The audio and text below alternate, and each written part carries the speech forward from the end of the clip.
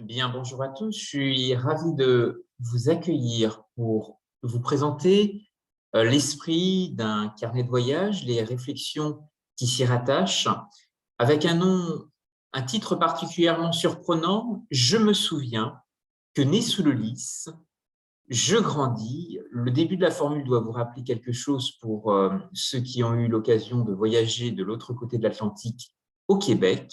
Eh bien, ce titre est adjoint d'une autre formule. Je me souviens que je grandis sous la rose. Et pas n'importe quelle rose, la rose des sables. On va y regarder ensemble les différentes dimensions qui s'y attachent. Alors, pourquoi consacrer un carnet de voyage à la diplomatie des cultures et pourquoi ouvrir, on connaît ce pont transatlantique entre la France et le Québec avec ces migrations qui ont démarré autour de la quête du secret de Terre-Neuve, les pêcheurs de grands fonds qui allaient notamment débusquer la pêche à la morue, migration normande très importante, bretonne également. On pense également aux traces qui existent dans le Pays basque, en observant tout particulièrement le drapeau de Saint-Pierre-et-Miquelon qui rappelle effectivement les trois grandes appartenances, trois grands foyers d'émigration. Eh bien, ce carnet de voyage est une démarche assez singulière que je vous propose de découvrir ensemble. Dans le contexte de la diplomatie des cultures, ici, vous avez un tableau exceptionnel qui est actuellement mis en valeur au Louvre à Abu Dhabi. Vous savez que profitant du déclin de la francophonie dans les foyers historiques du monde arabe, je pense au Caire, à Beyrouth, à Alexandrie, plusieurs puissances du Golfe Persique ont voulu véritablement inscrire la diplomatie d'influence autour de la culture, du dialogue, des arts, dialogue des religions également, comme un vecteur qui puisse permettre également d'animer leur propre soft power. Alors, j'ai consacré effectivement ce carnet de voyage à un itinéraire du Québec au Qatar. Vous savez que l'emblème du lys a voyagé de l'autre côté de l'Atlantique grâce à ces migrations que je vous mentionnais. Et sur les plaques d'immatriculation au Québec, on peut toujours retrouver cette formule « je me souviens ». Et pour ceux qui ont eu la chance de visiter la colline parlementaire à Québec, eh bien, apparaît, grâce à l'intendant Talon, le prolongement de cette formule. Je me souviens que, né sous le lys, je grandis sous la rose. C'est la devise actuelle de la belle province du Québec. Et j'ai voulu, à travers ce carnet de voyage, lui donner une autre saveur orientaliste qui fasse le lien extrêmement fort. D'abord, le Québec, cette référence au lys a une histoire. Elle est toujours aujourd'hui un grand symbole, totem de la francophonie des Amériques, à la différence de la rose, l'emblème royal anglais. Et dans finalement de nouvelles puissances sur les rives du Golfe Persique, se met en scène une nouvelle forme d'architecture bioclimatique qui est la rose des sables, reprise grâce à l'inventivité et l'imagination des ateliers de Jean Nouvel et ses ateliers. Et cette rose des sables est une architecture auto-créée par la nature, le vent, le sable et les embruns. Alors, comment comprendre ce parcours d'oiseaux migrateurs, ces jeux d'acteurs entre des régions du monde qui sembleraient extrêmement éloignées? Je vous propose de revenir finalement sur la démarche. Et qu'est-ce qui m'a amené à vouloir construire ce carnet de voyage? Il est d'abord né d'un stage dans le cadre du Comité d'action politique France-Québec, le CAPFQ, qui m'a permis en 2014 de réaliser une très belle expérience au sein de l'équipe du médecin Philippe Couillard qui venait de devenir Premier ministre du Québec à la suite d'un parcours atypique. Le début des années 90, c'est une période difficile et morose pour les jeunes médecins au Canada. Et à 35 ans, il décida de tout quitter pour participer à la fondation en Arabie Saoudite d'un hôpital et de son département de neurochirurgie hôpital impulsé par Aramco, à l'époque Saudi Aramco, dans la vallée de Dhahran, dans la province orientale du royaume d'Arabie Saoudite. En arrivant au Québec, j'avais peu d'informations sur la personnalité, le profil euh, du médecin Philippe Couillard, qui venait de devenir Premier ministre de cette province, et les seuls éléments que j'avais étaient en fait une note biographique avec sa date de naissance, que j'ai regardée avec beaucoup d'attention et qui m'a fait très vite comprendre que j'aurais énormément de choses à apprendre, à découvrir, parce que en regardant finalement cette date de naissance, je me suis posé la question de la stimulation intellectuelle qu'un mentor pourrait m'apporter sous notamment le signe du cancer. Vous savez que le signe du cancer est un signe extrêmement créatif. C'est celui d'Antoine de Saint-Exupéry, c'est celui de l'univers du rêve, de l'enfance, et qui m'a permis effectivement d'ouvrir des portes vers des personnalités passionnantes, attachantes. Ici, une rencontre avec Kathleen Veil, ministre, grande avocate, qui a été ministre de l'Immigration, de la Diversité et de l'Inclusion de la province du Québec. Et finalement, cette imagination d'un natif du cancer a été pour moi extrêmement bénéfique, m'a aidé à mieux comprendre finalement la grande diversité de cette terre d'immigration qui est le Québec, de du tempérament, en tout cas de l'esprit nord-américain qui apporte des nuances extrêmement fortes dans la francophonie des Amériques. Vous savez qu'on dit souvent que la francophonie est un arbre qui cache une forêt de différences. Et c'est ce que j'ai effectivement beaucoup découvert au Québec à travers des personnalités différentes, des réactions, des émotions qui sont différentes, et puis des références culturelles qui sont véritablement ancrées dans le continent nord-américain et qui sont très différentes de l'Europe. Alors, en esquissant effectivement ce portrait du signe du cancer, il y a des grandes qualités que j'ai ici voulu vous mettre en avant et qui correspondent peut-être assez bien à l'état d'esprit, en tous les cas, de ce que j'ai pu ressentir en étant au contact du médecin Philippe Couillard. Personnalité sensible, imaginative, rêveuse et émotive, douce, tendre, protectrice, hospitalière, fidèle, une grande mémoire, un grand besoin de sécurité affective, un tempérament plutôt conservateur, quelqu'un au final d'hypersensible, avec peut-être aussi un caractère un peu changeant et une évolution en tous les cas intéressante parce qu'une quête en permanence de nouvelles idées. Alors pour moi, cette expérience du CAPFQ m'a amené aussi à marcher sur d'autres collines parlementaires au Québec, de rencontrer des parlementaires tout aussi atypiques. Ici, une rencontre avec un député de la circonscription de Bourassa, d'origine haïtienne, qui avait accueilli une délégation de jeunes Français au Parlement à Ottawa, la capitale fédérale, capitale de la fédération au Canada.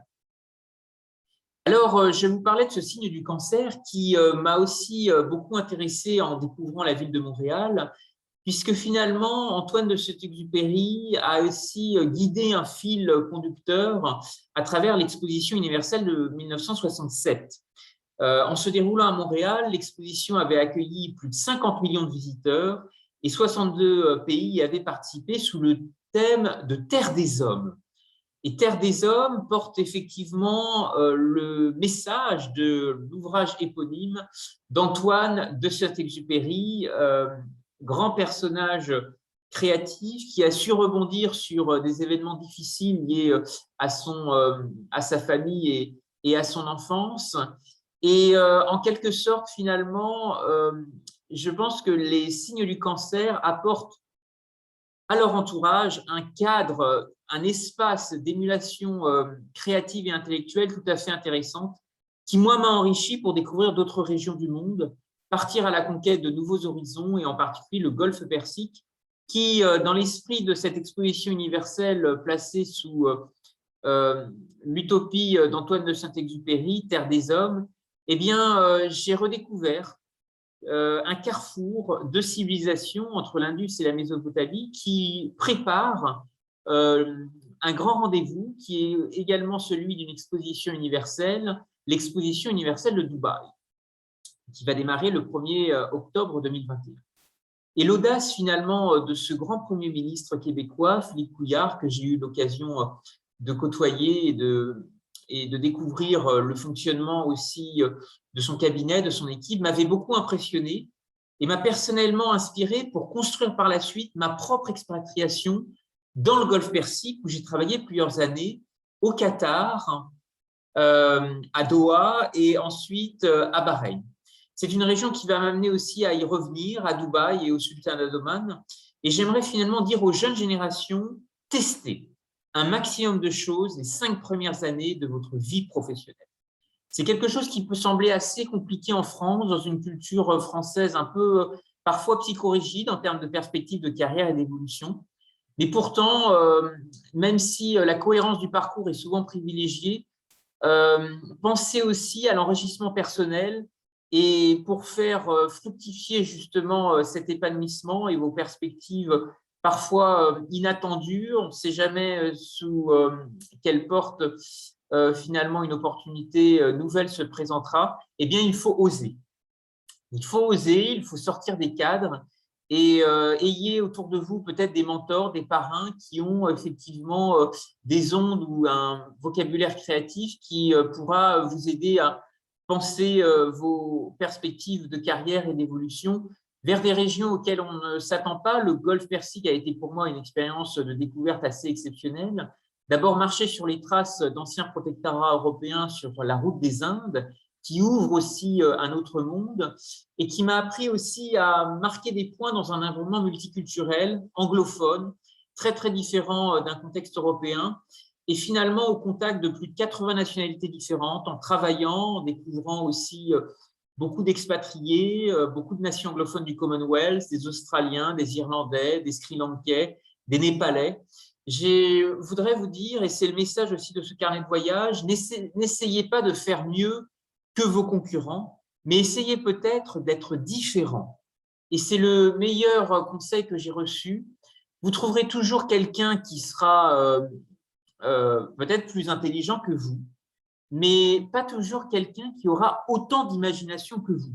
C'est pour ça que j'ai voulu écrire ce carnet de voyage du Québec au Qatar pour montrer combien des sphères d'inspiration pourraient tout à fait stimuler des liens tout à fait atypiques et créer finalement une émulation extrêmement saine pour revoir la façon dont en France et en Europe on pense les parcours d'expatriation, on pense également les parcours d'oiseaux migrateurs entre des régions du monde qui peuvent paraître extrêmement différentes, éloignées des unes des autres.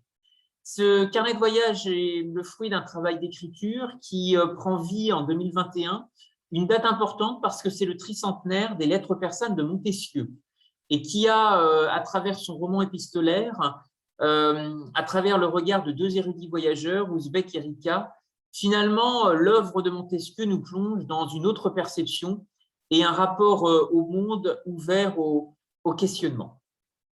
Un autre conseil très important en matière de relations humaines, c'est de vous concentrer sur des idées forces, c'est-à-dire celles qui peuvent avoir une influence sur les gens que vous voulez influencer.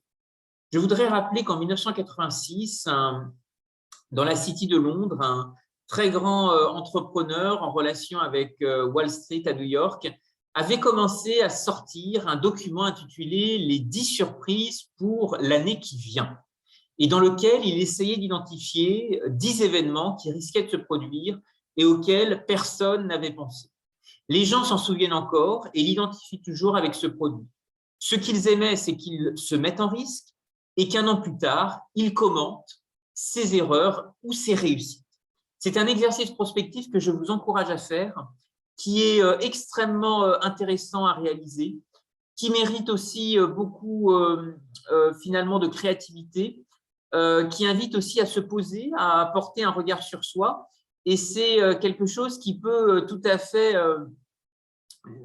pousser une émulation intellectuelle et personnelle intéressante pour découvrir le monde et se passionner pour cette approche sensible de la distance, du voyage, qui permet de mieux se connaître et de mieux épouser des cultures qui sont différentes.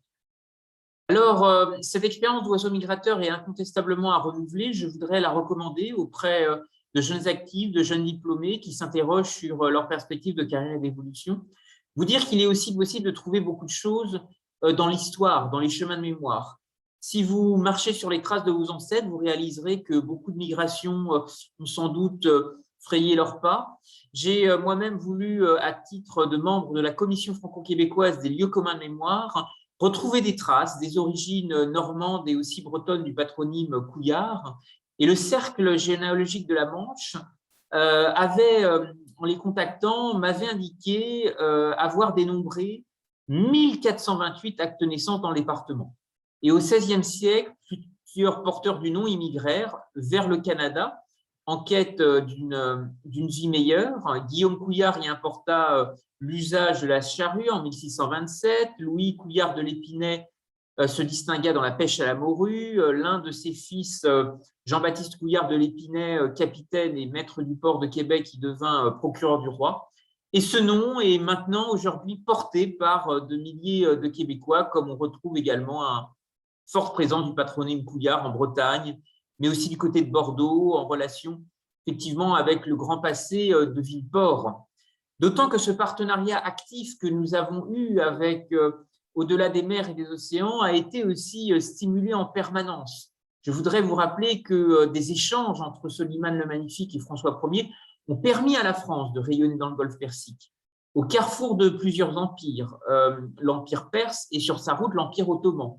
Et il n'y a pas eu que Venise qui a eu des échanges avec la Sublime Porte, mais bien d'autres puissances européennes qui ont su identifier de nouvelles richesses, des opportunités de coopération, des courants porteurs, et ces vents porteurs sont quelque chose de tout à fait intéressant qui ont marqué ce qui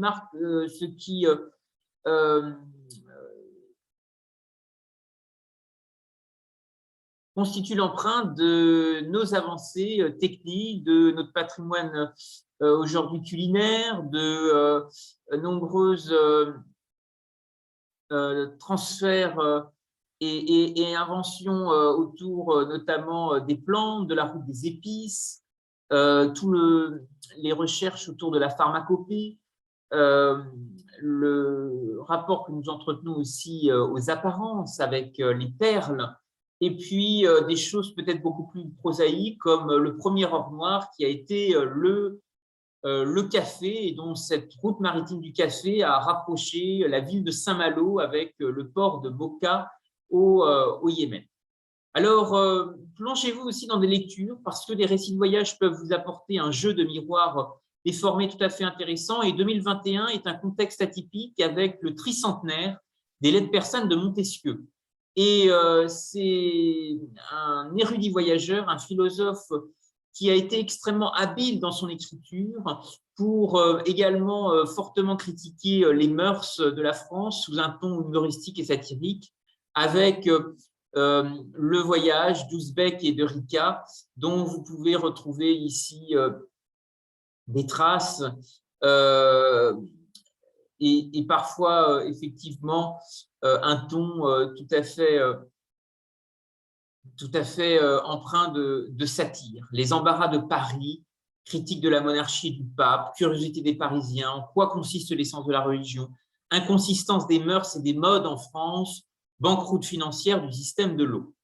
Un extrait qui prête à sourire. Le vin est si cher à Paris par les impôts que l'on y met qu'il semble qu'on y ait entrepris d'y faire exécuter les préceptes du divin Alcoran qui défend d'en boire. Alors, marcher sur les traces effectivement d'un grand passé, ce passé des découvertes, de cette ouverture sur le monde que nous avons connu à travers l'arc transmanche, l'arc atlantique, mais aussi la Méditerranée, et découvrir combien finalement l'environnement riche et complexe du monde est aussi porteur de beaucoup de curiosité, d'ouverture sur autrui et d'humilité pour comprendre finalement que en agglomérant et en mettant en cohérence des informations disponibles, il est possible de découvrir avec beaucoup de richesse finalement notre modeste contribution dans le grand livre des humains. Vous dire que de l'exposition universelle de Montréal en 1767 à celle de Dubaï qui se prépare, il y a un pavillon France qui sera un point de départ intéressant pour se positionner dans le mouvement intellectuel des Lumières, de cette grande curiosité et d'ouverture sur le monde, de cette ouverture sur la raison et la liberté, à travers une édition spéciale, tout à fait originale de l'encyclopédie de Diderot et d'Alembert, Dictionnaire raisonné des sciences, des arts et des métiers. Cette édition originale va sortir de Paris et être exposée à l'exposition universelle de Dubaï dans le cadre du pavillon France, qui épouse la thématique Lumière, à travers un parcours visiteur orienté sur la définition du progrès. Et c'est quelque chose qui est tout à fait intéressant à l'aune de projets extrêmement intéressants d'écriture actuellement menés. Je pense à la démarche notamment développée par une association, l'Âge de la Tortue, qui a développé une encyclopédie des migrants à travers 400 témoignages d'histoire de vie, qui nous rappelle que le monde est fait de coexistence, de cultures différentes, d'identités très composites. Et finalement, nous pouvons chacun de nous réinterroger la question des migrations avec une approche sensible de la distance. Je voudrais vous remercier pour votre attention.